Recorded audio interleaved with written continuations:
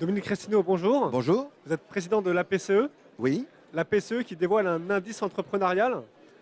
D'après votre chiffre, près d'un Français sur trois de plus de 18 ans aurait eu un jour une intention entrepreneuriale dans sa vie. Absolument. Donc, l'indice entrepreneurial français est un outil inédit en France que je suis allé chercher au Québec. Depuis 10 ans, je travaille avec les Québécois. J'ai notamment, il y a une dizaine d'années, importé en France le mentorat pour entrepreneurs. Aujourd'hui, c'est l'indice entrepreneurial français. Cet indice, c'est quoi? C'est un outil de mesure et qui va mesurer deux choses qui n'ont jamais été mesurées jusqu'à présent dans notre pays. C'est la chaîne entrepreneuriale. Donc, effectivement, vous avez les intentionnistes, Ouais. mais à travers les questions qu'on leur pose, c'est pas est-ce que vous avez envie?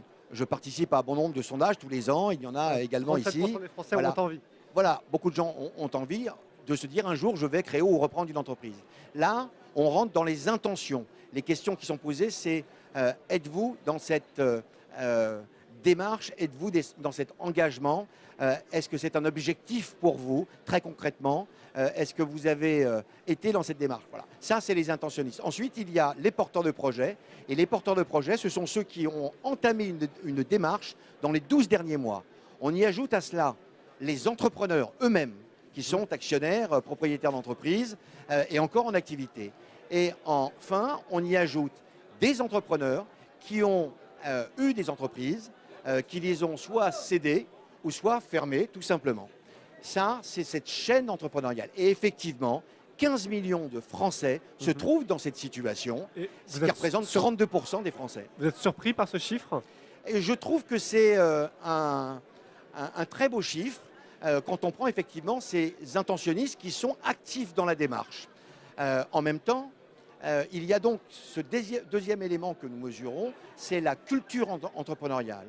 Et notamment au Québec, ce qu'on va faire en France, d'année en année, c'est de déceler, je dirais, les problèmes qu'on peut rencontrer autour de l'entrepreneuriat. Et on a déjà quelques résultats autour de cela, mais on va travailler ces résultats puisque nous faisons ça avec TMO et nous sommes soutenus par Pôle emploi et par la fondation MMA Futurs Entrepreneurs pour qu'on arrive à une analyse extrêmement fine de la réalité en prenant, nous sommes énormément attachés avec TMO, à avoir une photographie et surtout une représentation exacte de la population française. C'est pour ça que nous avons fait ces croisements. À travers ce chiffre de 32%, c'est déjà bien, nous sommes véritablement une terre d'entrepreneurs, mais je regarde également qu'il en reste 68%. Et dans ces 68%, il y a une chose qui m'a frappé par contre. C'est que la moitié de ces 68%, quand on leur pose la question pourquoi ils ne sont pas dans cette démarche, tout simplement parce qu'ils n'y ont pas pensé. Donc il faut leur faire penser. Et C'est ce je que peut pense faire quand la même, PCE. et nous sommes aujourd'hui au Salon des entrepreneurs, c'est plus de 60 000 personnes.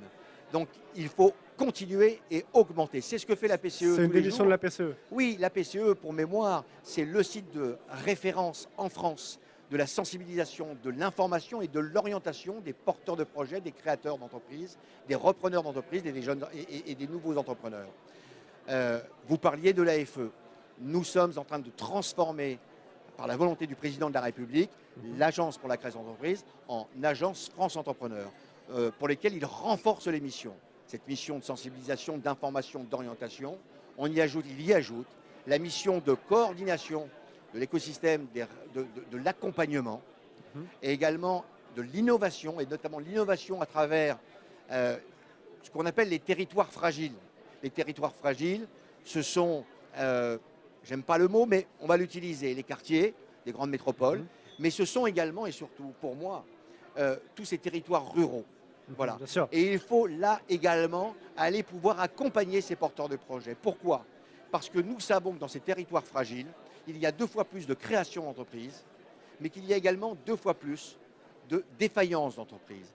Et il y a un élément qui est fondamental, c'est que ces porteurs de projets, ces créateurs sont beaucoup moins accompagnés dans ces territoires fragiles, alors qu'il y a un véritable potentiel. Et ils ont droit également, il faut qu'ils soient accompagnés pour assurer la pérennité de leur entreprise, pour assurer la pérennité et la reprise d'activité, même de petites activités dans les territoires qui font la vie dans les territoires également.